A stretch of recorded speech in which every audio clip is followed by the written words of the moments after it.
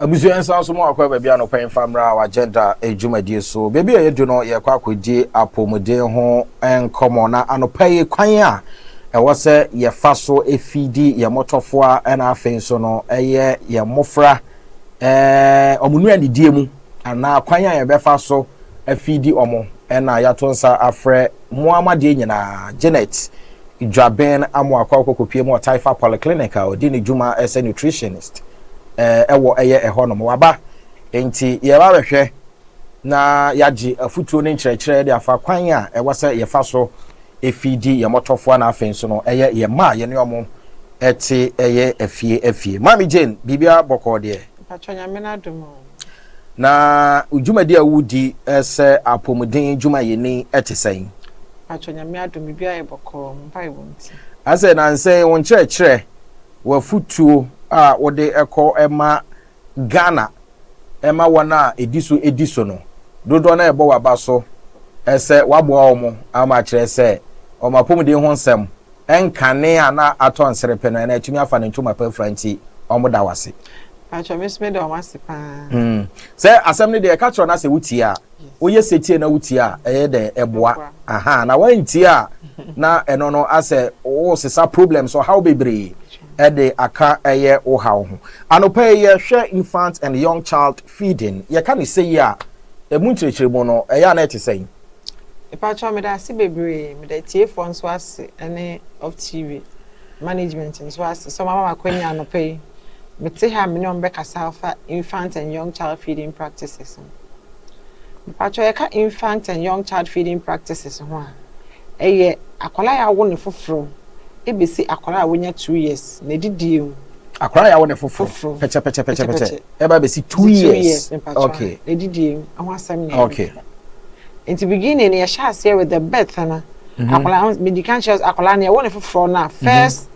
within first 1 hour na introducing into nufo and na first nufo nso na di kan de man zemma na nufo nso ni saa ya fa aduane na ya fa nsuo fa bibia nka ho for the first 6 months na yema no nufo nkwa no nufo no se beka se with the first 6 months your friend be demand akwala no yese wo beka se akwala no ekom de nansa na wo de ama no ye de man intentam so obi wo ho betama ne ba nufo no de time atoso te se de okay yes eduane ne pa cho enya ne sa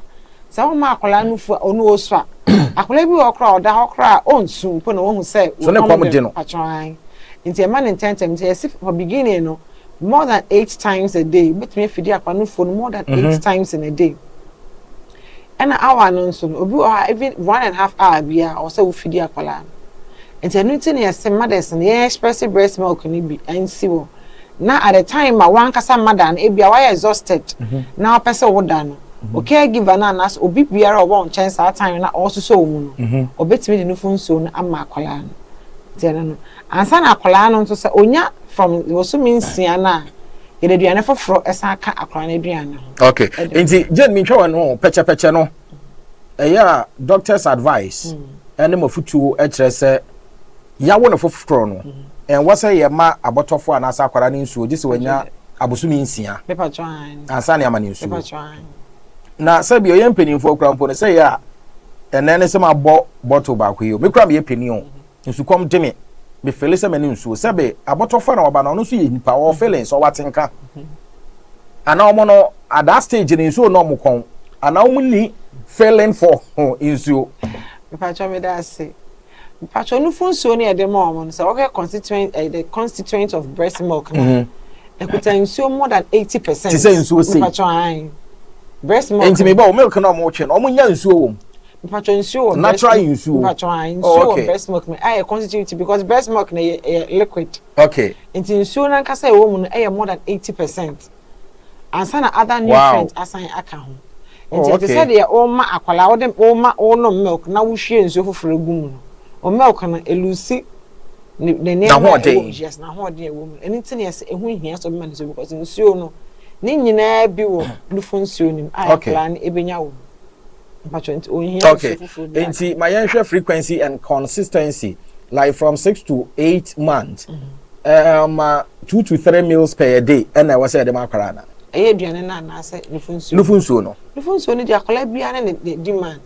akwala bi to me no more than obi on say no phone no obi an say no phone ebi no phone so obi an no phone so but no phone so ka say wo mu no kra mpo eswa okay obi so no phone so pa so no phone so wo do so a lot of breast milk I didn't know e sa because omo aye omo no phone so no omo na pempi aye face say omo breast na contain a lot of fluid edema aye enkwada iba cho da bi enya ne sa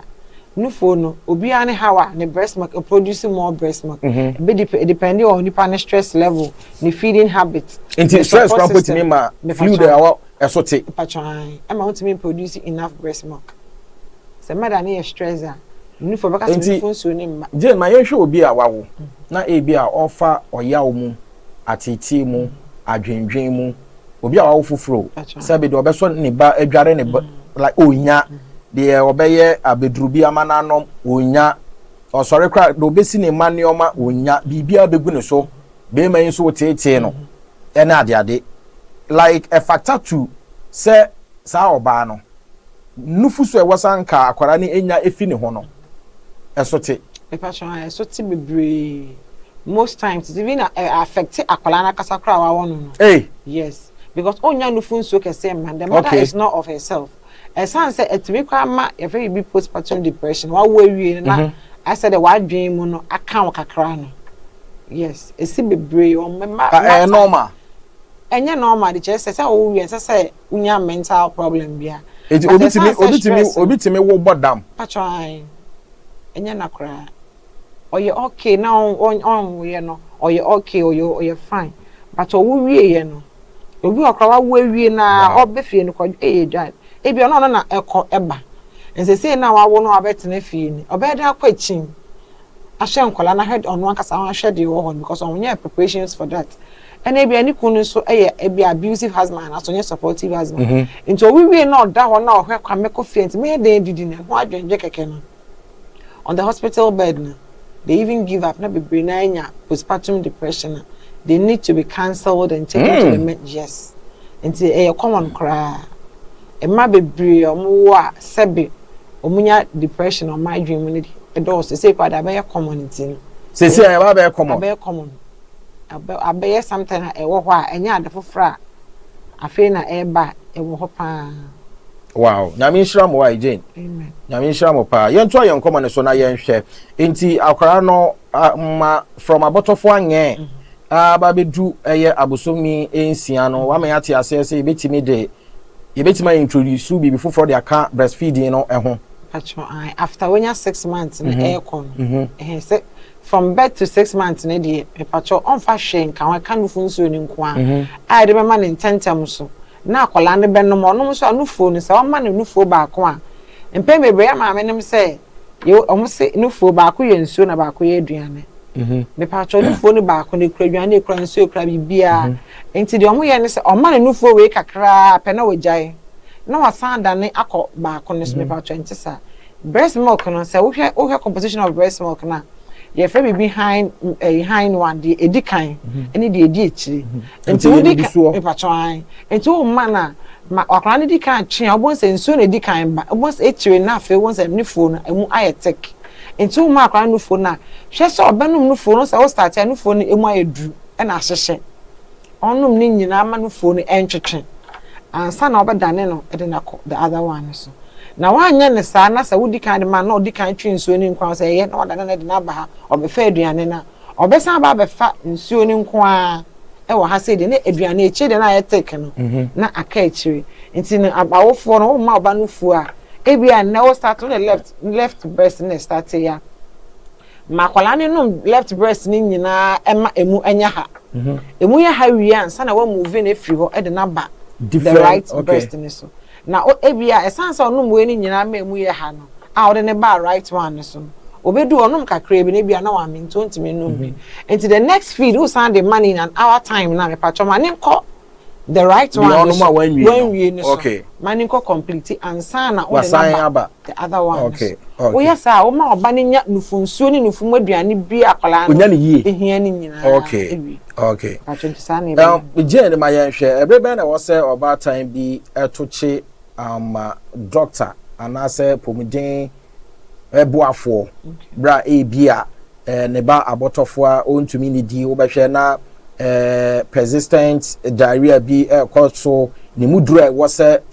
onya no krampo no onye den onya eno ne koba ne sa den na wo se parents ana se awofo no maame papa no oye me pacho me da se bebre enkwala no so muso a from birth ekosi 5 years no ye mom ko efe bi child welfare clinic adedo na efe ni weyin okay abusumi bia omoko akwala ni be ko weyin no owu na I think the first after birth in the first 3 days, we call hospital. I check say baby I fine. And so the first 1 week so over san come my action. If you want a bear 6 weeks, I find 6 weeks no be call obe fan immunization. Pan e be woni bia. Inti be every month be akola ne ko. Mother no odi akola ne be kwa akopon sa akola ne be nya 2 years. After 2 years na be every 6 months. Till sa akola ne be nya 5 years. But in we hu hia pa. Paper is very necessary. Enti e ho no na wo kra mada na bi wo ha na wo de obi wo ka se e ya do empane ne ye wa akosi 9 months o wo ne ba ne 9 months pane ni wia onsi we yi ni bi asem obusa no oh me de me ba ne share chemi a ne mu yedura me ho aha awofo no be asem waka de ne share che ne mu yedura me ho obe du ni pane ne so onya 1.5 na ne pane ne du so a me ba be wo akra ne mu nyedu o she me chine me ho ti me pa chonya ne sa ne ye ka enya ne mu duro na wo ye no o de ne ba we na ye wo educations be bra ye wo ho no ma wo mother no wo father no wo caregiver abofan obe benefit wo e ho no se bibi touch ma wa akola na pomudin mu a ye betimi ehu ne ya ka acho e bia na akola ni mu ayedu na e bia akola ne tenten so e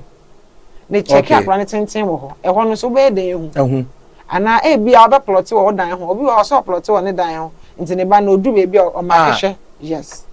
awofo ni bebre ana caregivers so be omo ne ma omo ka o se bo omo yes patanye ne sa enti ho na wo de akwala ne ko akwala no unye hu akwala ne hu akwala ne mant bi o hu sa akwala we ne mant oduru ye we ni wait o de ba ye we di enye enti ho na e be che omada e wu sa oba na odidi os o me ba na odidi pa eduane be na o de ma no o benku otimi di benku ena den bi oh man benko di man by road man emu nso awodi na ebusa se na mpacho we introduce fruit e ma akola also fruit ne die e wo mu akola ni mpacho nye ne sa e ho ne kire wo se akola o ma akola ni starchy food ne wo 4 staples one man akola no starchy foods no I was so many fruits and vegetables now even fruits and vegetables you have vitamin A rich fruits and vegetables e was akola no so enya ebebo anani ebebo skin me patch vitamin A fruit with mango ka ho okay carrot enso ka ho ayebo akora na pomodin but bebre na ye hu enim se vegetable nti elo me patch wo ye mfa ne say bia akora no from 6 months e kono e no utimi ma no those fruit no me patch e no be blend ya na obe blend e de ama no ebi wo ha blend no e depend akola bia usually nkla na ye encounter wo no bi wo ha sa wo blend na sa wo de mana esanse ehuro na be ani ni nti no e men nkola na mpe nti me kire parents ne say wow blend ya de ma oba na ni anje ho ye be great okay nti great na e di twi nkruma no say mango a wo be great wo so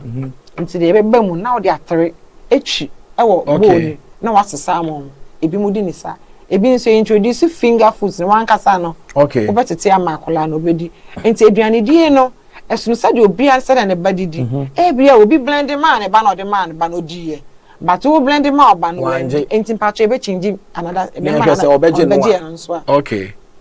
because you want one way feeding me pacho da bi nyan kwala bi na ne ma me ne blend ya ye ma ne blend e bi a mango ni carrot na etete ma na kwala na nji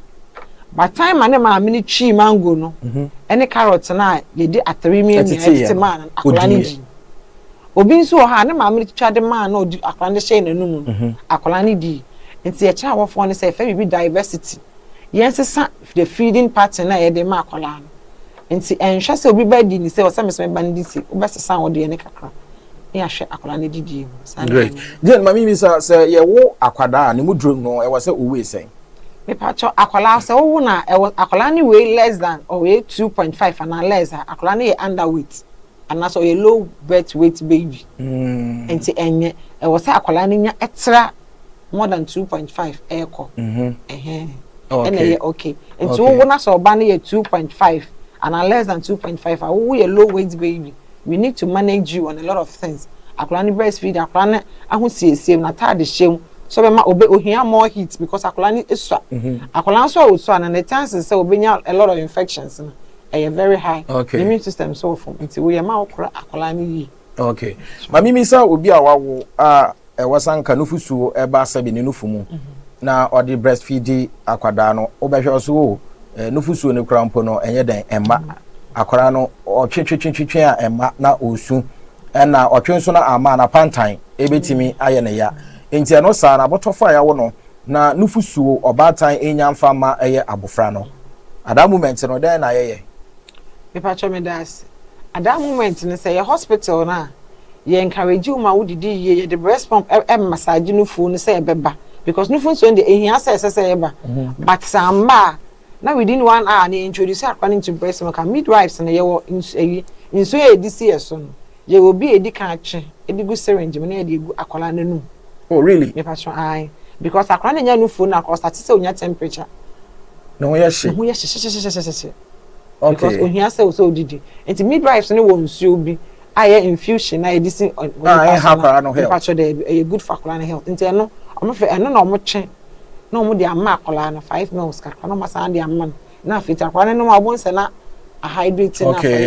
okay when you nsuo woni mu patcho na eno so because some say nsuo na edisi so na cry a lot of minerals and proteins very good enti na dey ma akola no eno so etire na say ye akola hu say still like emaya ya na mo infant formula say di kan e hyase e ma akola no because ye mpese be lose akola no because akola ni nya aduane bi endi nti infant formula na no e na di kan prepare na di amama da no na achew how a obeye no how hygienic is supposed to be and also interest say akola ni nya nufu nsuo no ubeja ya no ye be koso a encourage you say nufu nsuo no e be ba e ma e di amma nti ye other infant formulas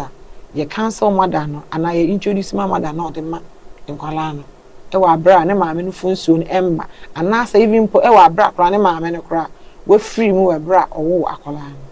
patchosa na ya e. Okay, abusia agenda ejumadi so ne ye ne maame Janet Edwaben Amoakon from Taifa Polyclinic and anopa yesin kunya ye didi nkomo e de afakwan a ye befa so afidi ye ma bra yawo omo fresh abotofo akosi eye abosome ensia wa kyerɛkyerɛ bebre nti Jane afutuo ben na wo de bɛkɔ ama eye Ghana abatan titiru make say e bi a hospital bi a yaresa bi clinic bi obi awo o face challenges afutuo ben na wo de bɛma wo me patcho me da se bebre me patcho me afutuo me bɛma Ghana fo ni abatan ene ahwefo ni se mesre we ne die e ma ye njai ba because if you akola ni weighing card ni ma obeba akosi 5 years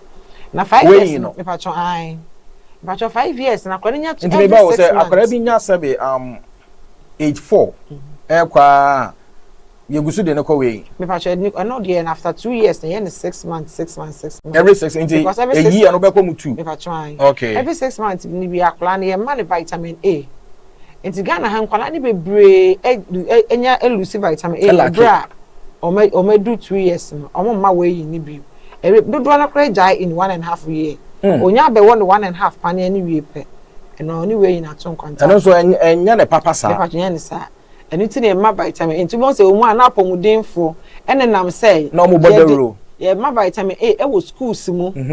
ye ma vitamin A e wo fiefie mu se kra de nya vitamin A ni nko a ye vaccines na ye de ma na bebre na escape o mo ma we yimbi mu no edu honom na ye ma efra o mada no ye ba fie mu e be je o kare be hwe no akole bi o ha o nya 9 months ane maame ensi we yin ni biem tini 1.5 year pan ye measles na other ones no onje ye e honom na ye de ama akola na e wo fie nti mesra we yin e 5 years akola na ba every 6 months bi o be je ni vitamin A na to so be nya 5 years nti ye mbra aside that nso me patcho wa obi wo house me ba no ondidi me patcho oba no didi o akola ebi oni mada ne betena patcho na oba no ma ne den os e bia me ma ne rice me ma ne koko me ma ne cereal na ebusa no enti otia atere no atenkwala atere ne sen o otimi di miensa na se fo e ho no be hu se akola otimi di atere miensa de akola ne didi enti mesrel aduane no eyen kakra akola bi betimi atena se atego na wadi bo ni nyina me patcho no ne de no but wo ba ne de entisa ono didi nketenkete so okay enti e chere mother ne say just have enough time feed the child little in a shorter intervals akola na won didi no eya 3 miensa na odidi ya eye very good that means akola need me didi akola di 3 miensa na chese oye good akola bi o ha onsu o mie na no se osu a na odi dwane ne be hye na mu enti on de onsu kra o mie na na akola we de on de esi na on na esi akola we di on didi na akola for the first time no be na no age ba ko mie na esi akola no obedidi okay into the man at 3 mienu na oso ndi bi ma jai ma intervals ne so be ye force no so be any 30 minutes next 30 minutes na sama ni mi 3 ni mienu bi eye 1 hour so the 1 hour na sama na 3 ni mienu bi wo ye ne nkakran within 4 hours sa bo na opesa akola ni di aduane no obedi ni nyina okay afensu ye ma ye ndi ye hu ni aduane ye de ma nkola oba tan wo ma ba na aduane a na wasoma ne ba pani akola ne chance nsi afabra na atere ne faka ho ne nsa hu fin oba tan na kasa kra ya ade no ko hohoro ne nsa atere na osefa flax ne bra kokko no mbehwe bi gum me pacho unya wode a o se unya adaje nti me se obe hohoro nsa kama akola ne bo ne spoon na o be fidi akola me pacho hwe se wo de be gum so hye hu agohoro mu ans pacho an ansa na wo fidi akola ne aduane no ude dwa ma akola dwa ni wi amepacho ba akola na chi na akola na embuso ansa na odi akola na ato okay na ye introduce fruits and vegetables so okay Jane wachira kwan bia na obi epe futuo and education and church dey feel ho wachira kwan no contact number mepacho me wo Taifa Polyclinic public health unit nti mepacho me telephone number na ye 0540 691 608 0540 691 608 pacho me number. Great. Yada say ha na dey apomudin komotwetwe no ebisi asada kese en confirm Mami Janet Idwaben Amwako from Taifa Polyclinic. Ohene metwa me ho akoje aboafo nkrato ye ba ye na amanyofo besi nkonya na ye di Ghana ho nkomo.